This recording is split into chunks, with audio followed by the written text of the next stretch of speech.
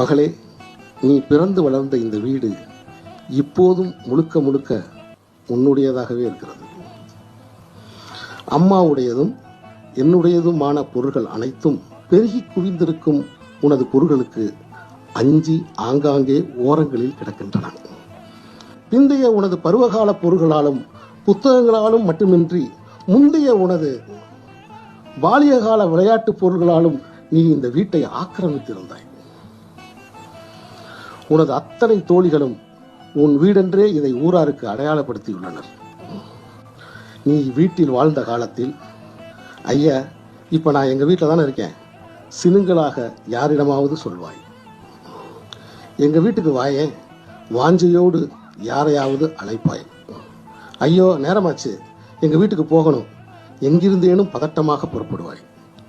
உன் பொருட்டு ஒளித்து அடங்கிய கெட்டி மேளத்துக்கு பிறகு மாமியார் வீட்டிலிருந்து இப்ப எங்க அம்மா வீட்டுக்கு வந்திருக்கேன் என்று யாரிடமோ சொல்லிக் கொண்டிருக்கிறாய், உனக்கென்று ஒரு வீடற்றவளாக. தந்தையை பிரிந்திருக்கும் மகள்கள் எல்லாம் இந்த கவிதையை படித்தவுடன் அவர்கள் எந்த ஊரில் இருந்தாலும், தந்தை இருந்தாலும் தந்தை இல்லாவிட்டாலும் அந்த வீடுகளுக்கு வந்து சேருவார்கள் இந்த கவிதையை படித்தவுடன்.